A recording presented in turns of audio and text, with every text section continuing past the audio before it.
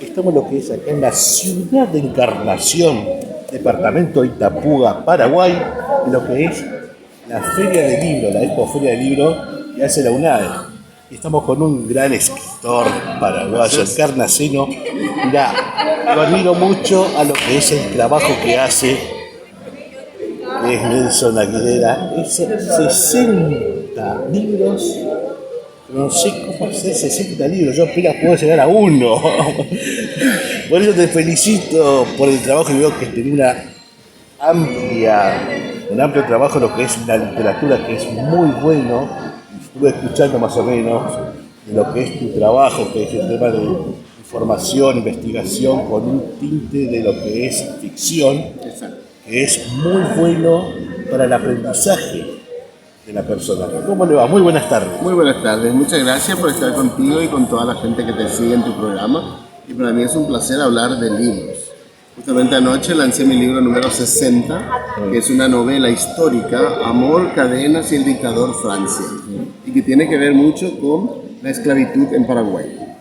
Porque el Paraguay tuvo también esclavos como toda provincia española. Exactamente. Exacto, entonces todos los países, los que llegaron a ser países después, habían tenido esclavos. Y esto, por supuesto, pervivió la independencia, se tuvo hasta la guerra del 70, o la guerra grande, había todavía esclavos que fueron a luchar en esta contienda. Y lo que yo hago es un poquito buscar la historia, qué es lo que pasó con los negros en Paraguay. Y el doctor Francia, ¿qué había hecho? Había permitido que hubiera casamientos interraciales, pero la sociedad no aceptaba totalmente esto. Legalmente se podían casar, pero ¿qué pasaba? Un blanco que se casaba con una negra, su hijo nacía esclavo, porque vientre esclavo producía esclavos. Entonces, esta es un poquito la problemática que presento, y por supuesto es una novela romántica, histórica, un drama familiar, donde el hijo del dueño se enamora de la esclava, y también el dueño se enamoró de la misma esclava. Entonces acá padre e hijo se enamoran de la misma esclava. No te voy a contar todo el final. No haga spoiler acá, pues nos van a matar todos. Exacto. Así es que esa es un poquito la trama que se arma dentro de la novela, y por supuesto con mucha investigación histórica, sociológica, cómo la gente se casaba, cómo la gente vivía. A mí me gustó mucho porque fui aprendiendo. Cuanto más iba investigando, yo iba creciendo. Y tomo muchas veces estos temas históricos porque me fascinan. Lo mismo había hecho con Pedro Juan Caballero, que tiene que ver con la época independiente del Paraguay, un héroe nacional que no se rindió a, vamos a decir, las acechanzas del dictador, sino al contrario, llegó a cometer hasta suicidio, como tirándoles la cara, la vida en la cara del dictador. Bueno, y voy trabajando con Madame Lynch, también trabajé, por ejemplo, con la católica y el hugonote, que es la guerra de religiones en Europa en el siglo XVI. Sí. Y voy trabajando también ficción, por supuesto, actuales, y también cuentos para niños, ensayos, novelas actuales, libros de textos, de todo un poco. Ahora, a mí me pregunta la gente, bueno, ¿y por qué tanta variedad? Claro, ¿por qué tanta variedad? Vamos a decir 60, bueno, por eso. Exacto. El escritor tiene que vivir. Sí. No, pero vamos a hacer en serio que el escritor es parte de la vida. Totalmente. Pero tocar diferentes géneros es tratar también de ubicarte en el mercado. Porque de repente libros para niños. Bueno, el libro para niños vende. Los niños leen más, digamos. Pero el adolescente lee menos. Pero tratar también con algunos temas que les interesen. Al adulto, los libros de texto que se utilizan en los colegios. Entonces, es una mezcla que yo hice y voy trabajando en forma independiente y también con algunas editoriales. Más o menos ese fue el último que sacaste, sería el recién salido del horno. Este salió anoche. Salido del horno, como dicen. Vamos a decir calentito. Calentito, salido del horno. ¿Cuánto tiempo te lleva a hacer una novela? Depende del tema, ¿verdad? Por ejemplo, en este caso una novela histórica. Esto me llevó casi un año. Porque hay que investigar. Uno no puede improvisar la historia, tampoco puede improvisar el contexto sociohistórico que se vivió en ese momento. Uno ubica al personaje dentro de un ambiente sociohistórico. Y por supuesto me lleva tiempo. Investigué, leí libros y muy afortunado fui porque cayó en mis manos un libro que se había publicado en Londres hacia el año 1848 por ingleses que habían vivido en el Paraguay en la época de Francia. y retrataron muy bien todo lo que fue, no solamente Paraguay en esa época, sino también Argentina, Uruguay, todo lo que ha sido el Cono Sur. Y me sirvió mucho, me dio mucha carne para poder morder, ¿verdad? Y por otro lado también encontré muchos libros paraguayos que habla del doctor Francia, por supuesto era un ser temido, respetado, y fui armando como un rompecabezas, ¿verdad? Un poco de lo que descubrí aquí, descubrí allá y le doy el vuelo literario. Qué bueno. ¿Y cuál fue el libro que te costó trabajar? Ajá. Este libro me llevó 10 años. 10 años. Sí, porque entender lo que pasó en Europa con la Reforma Protestante no es moco de pavo, como dicen los españoles. Uno tiene que entender bien que eso ha sido una revolución no solo religiosa, sino que económica, política, social, de todos los ámbitos uno puede analizar. Y tuve que leer y también para tener que entender lo que pasó con Lutero, porque tengo una obra teatral, Claro, de Lutero. de aquí parte de la otra obra, que me habían encomendado escribir sobre Lutero por la Reforma Protestante, por los 500 años de la Reforma Protestante en el 2017. Pero antes de eso participé en conferencias online con profesores de universidades europeas, americanas. Me ayudó mucho el inglés, ¿verdad? Porque el inglés hay suficiente material. Entonces, yo había estudiado en Escocia y eso me facilitó bastante para poder explorar más en otra lengua todo lo que tenía que ver con la Reforma Protestante. En total me llevaron 10 años más o menos poder hacer algo, un producto de casi 200 páginas, 250, pero es sudor, sangre, lágrimas y tiempo, mucho tiempo. Esto sería lo más difícil que me llevó. ¿Y el más fácil que hiciste? El más fácil, me metí un ratito. Sí, cómo no. Esto lo hice en 2-3 días, en plena pandemia, porque había una necesidad tremenda de materiales para los maestros que estaban enseñando online. Comenzó la pandemia y teníamos que enseñar a los niños cómo comportarse en la pandemia, porque era muy difícil manejar la situación de que los niños estén encerrados, no podían salir ni al parque, ni aquí, ni allá, no podían ir a la escuela. Entonces yo escribí esta novelita, un cuento más bien, para niños, Carumbita en cuarentena. ¿Cómo se comporta Carumbita, que es mi personaje clave para niños? Y puse en las redes sociales gratis. Todos los profesores del país utilizaban este libro. Impresionante, porque bajaban y les servía muchísimo para enseñar a los chicos cómo manejarse en la pandemia. Hasta que mandé a ilustrarlo y luego lo saqué en soporte papel. Pero esto me llevó 2 días más o menos. Qué bueno. Y Carumbita sería Mi personaje. tu personaje, sería tu hijo, el nacimiento de ese personaje para niños. Bueno, Carumbita surge a raíz de que teníamos una tortuga que se llamaba Carumbita. Y mis hijos eran pequeños, una vez estaba en el jardín jugando y mi esposa me mira y me dice: ¿por qué no escribís un cuento entre tus hijos y Carumbita? ¡Qué buena idea! Le dije, y a partir de allí surge Carumbita. Y ya hay 9 Carumbitas en total, hay toda una continuación, una saga. Estoy por publicar la número 10. Número 10. Sí, de Carumbita. ¿Y cómo es la reacción de los niños a leer Carumbita? Bueno, Carumbita es bastante didáctica. Ella como tortuga y el cuento en sí mismo. Porque todo es literario, pero al mismo tiempo no dejo de lado lo didáctico. Yo soy profesor. Al ser profesor, uno siempre está pensando cómo puedo enseñarle a los chicos de una manera sencilla, divertida, algo que le quede. Por ejemplo, hay uno que se llama Carumbita y Madame Omelette. Y es enseñar a los chicos a no meterse en deudas, a tener que ahorrar, a invertir el dinero positivamente haciendo omelettes, por ejemplo, ¿verdad? O la otra parte donde dice Carumbita y el misterio de los libros, es el amor hacia los libros, que las bibliotecas no tienen que estar encadenadas. Y Carumbita lidera una biblioteca que está encadenada por los carpinchos. Entonces, Carumbita es un personaje, es una heroína paraguaya que va enseñando a los chicos diferentes cosas de la vida. Vi que también tenés una historia de Madame Lynch. ¿Cómo sería esa? Yo tenía 22 años más o menos cuando me enamoré de Madame Lynch.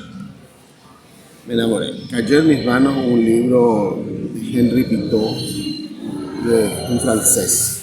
Era un libraco así. Eran las 2 de la mañana y yo seguía con el libro. me enamoré. Todo lo que era sobre Madame Lynch me cautivaba. Y por supuesto, hay diferentes versiones. A Madame Lynch se la retrata en forma de heroína, otros la retratan como si fuera una prostituta, etc. Entonces yo fui buscando información hasta que mi suegro me mandó un libro que salió en Inglaterra, en el país de Gales. Decía The Shadows of Elisa Lynch, las sombras de Elisa Lynch.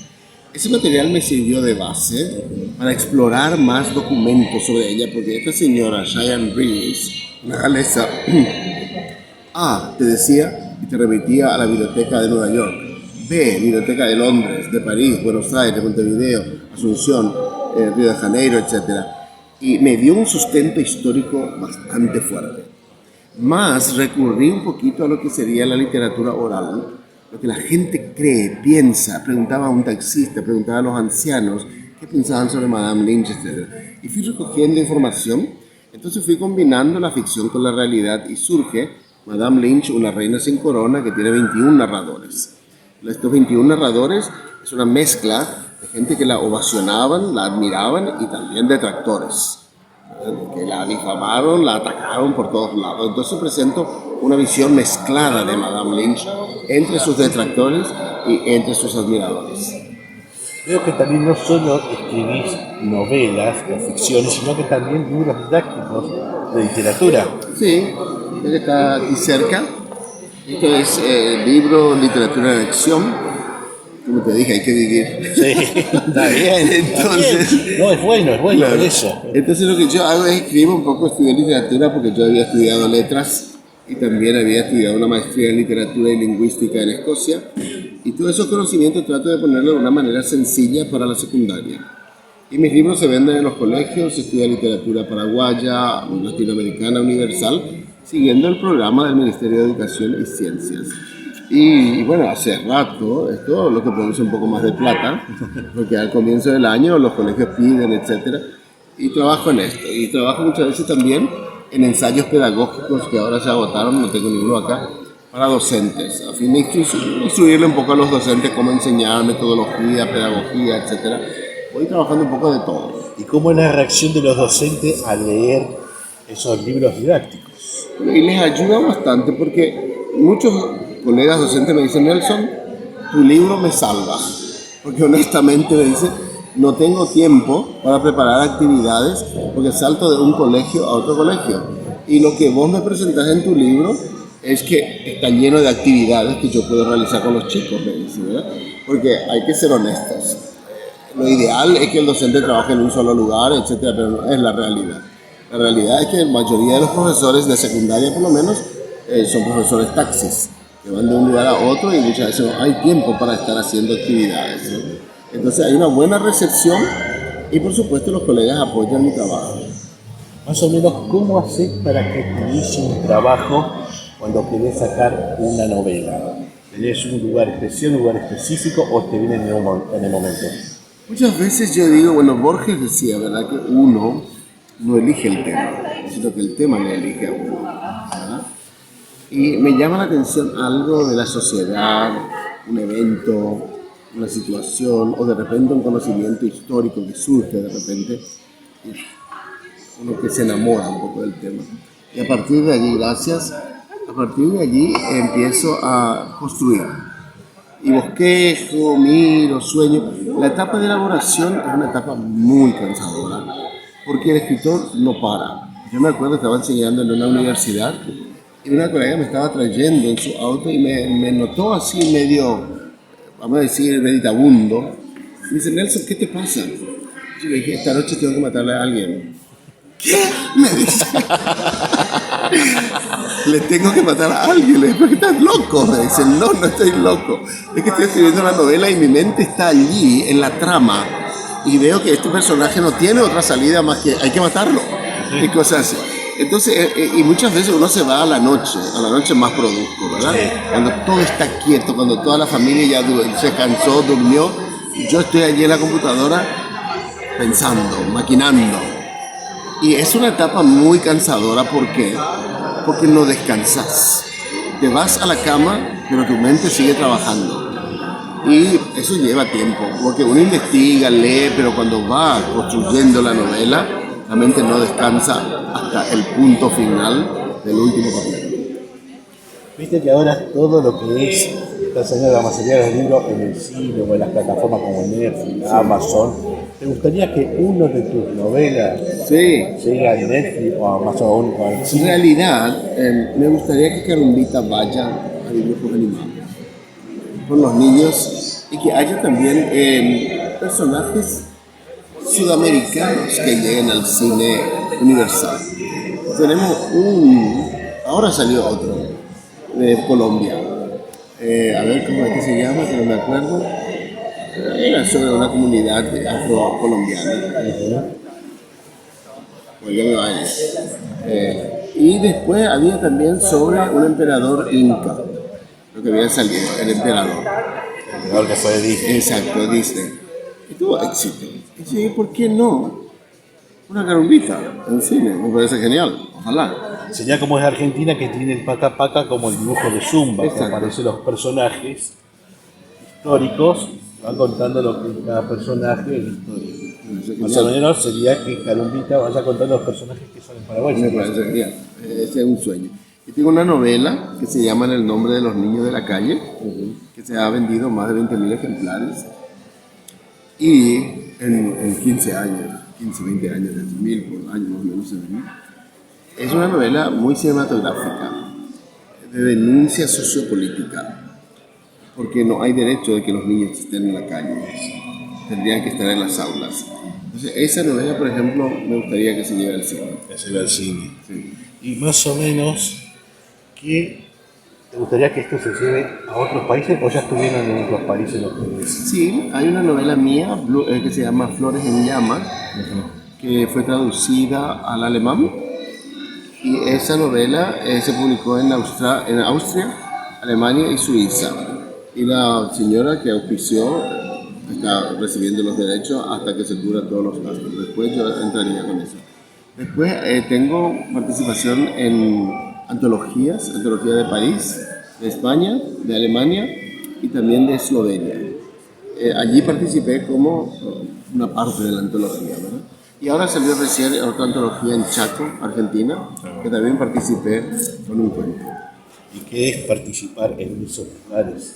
Bueno, en realidad yo pienso que es un desafío para todo escritor porque se universaliza, se conoce un poco, o por lo menos tienen una muestra de lo que es la literatura paraguaya, de que en Paraguay se escribe. Hay más de 200 escritores que tratamos de alguna manera pelear. ¿Por qué? Porque nuestro desafío es que la sociedad lea más. Y por supuesto, por otro lado, también sirve de currículum, ¿verdad? Porque muchas veces te piden si participaste en alguna antología, etc. Lo ideal es llegar a grandes premios. O sea, llegar a una internacionalización de la literatura paraguaya es el desafío. A nivel local nos conocemos, pero a nivel internacional nos falta ese despegue.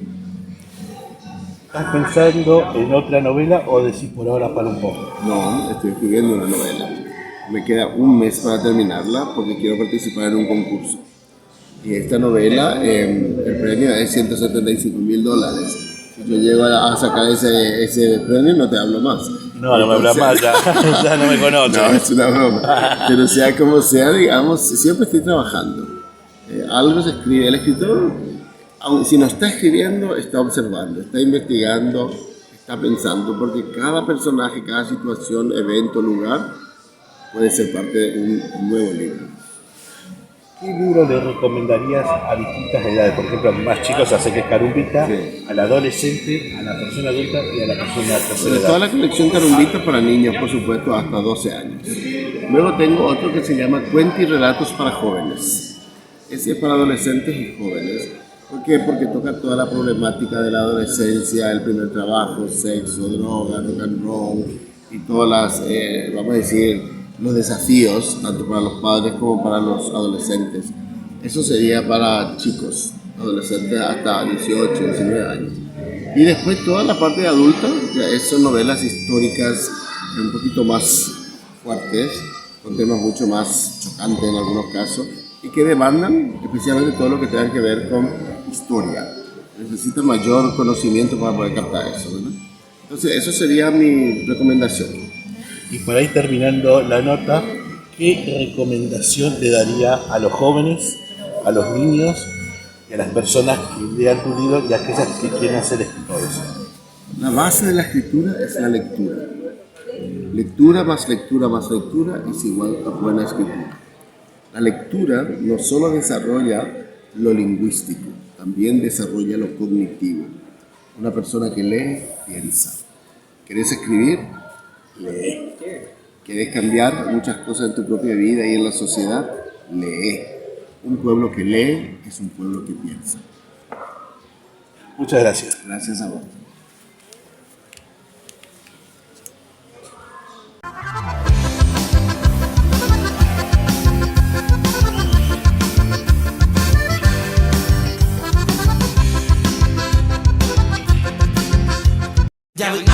Ya voy a Paraguay, pe. Miedo y que hay bella nación. A hacer también a mi tierra.